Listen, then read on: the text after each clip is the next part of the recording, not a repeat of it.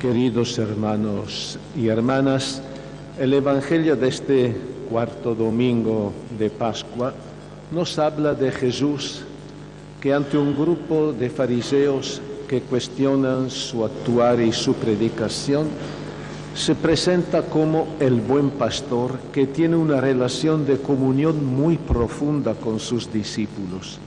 Yo conozco a mis ovejas y ellas me siguen.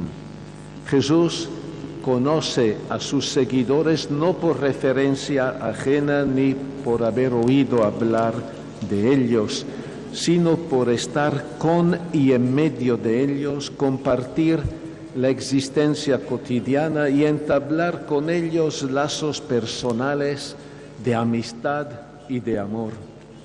Y sus discípulos lo siguen porque reconocen en él el verdadero y auténtico pastor que gasta su vida por el bien de ellos, que los guía, los acompaña y los defiende de todos los peligros.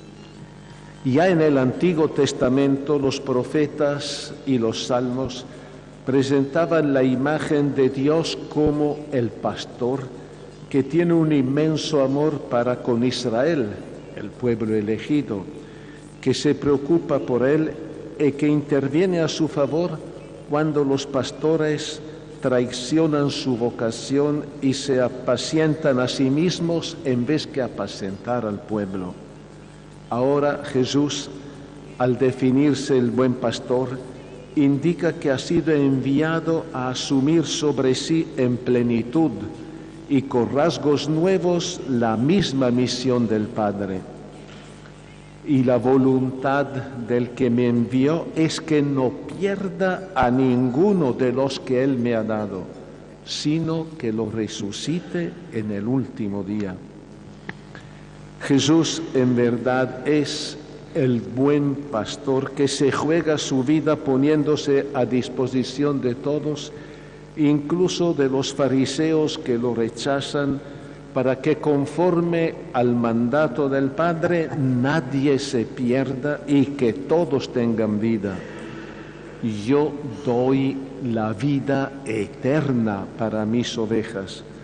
Él nos ha amado hasta el extremo de entregar su vida para liberarnos de la muerte, del pecado y de toda clase de esclavitudes, y para hacernos saborear la vida en abundancia, no solo ahora en nuestra existencia terrenal, sino sobre todo en la vida plena y para siempre en la casa del Padre.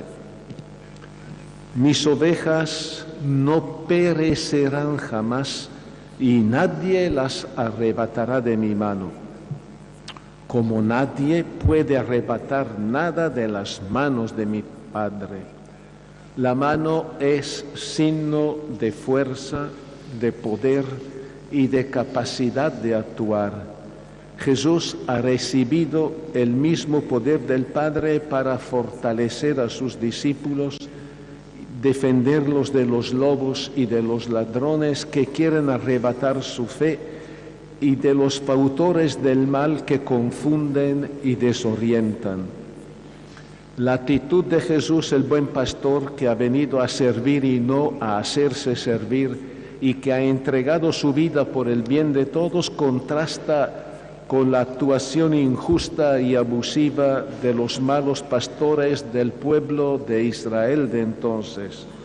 Autoridades sociales, políticas y religiosas que en vez que preocuparse por el bien del pueblo, se preocupaban por sí mismos y sus intereses, y se aprovechaban de los pobres y débiles en una componenda perversa con los sectores poderosos de la sociedad.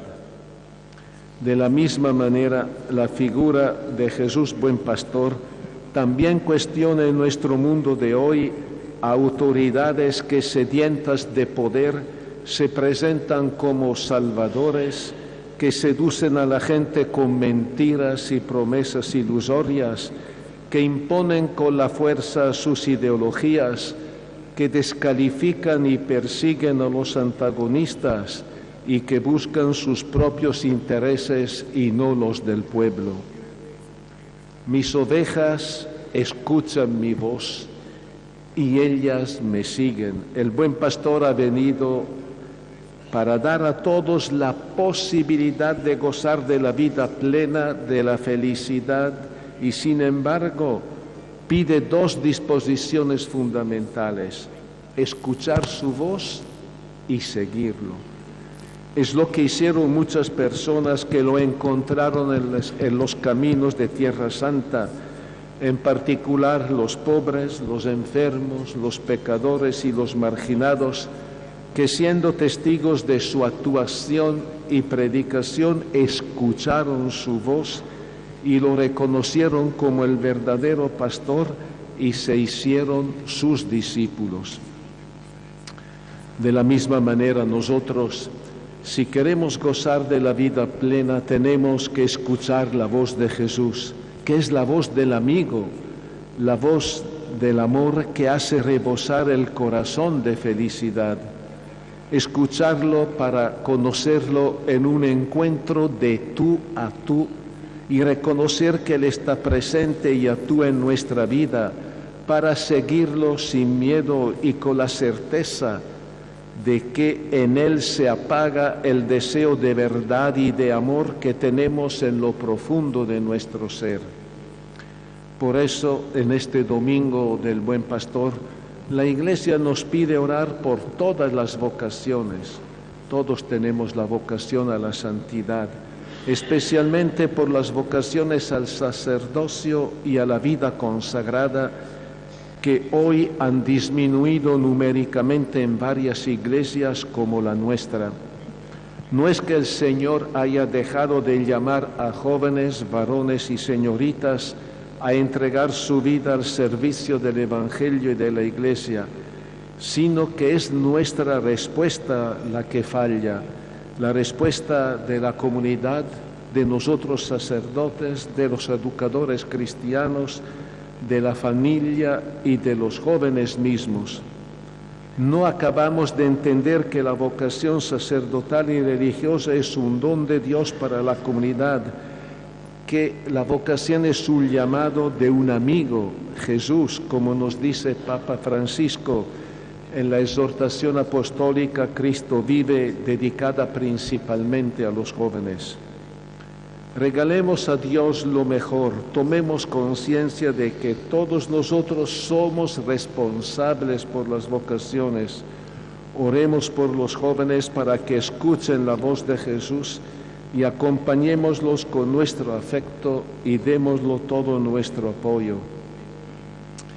En especial, ustedes, padres de familia, no pongan obstáculos a los hijos que manifiestan su deseo de ser sacerdotes o religiosas, porque además de oponerse a la realización plena y a la felicidad de estos jóvenes, se oponen a Dios, lo que es muy grave.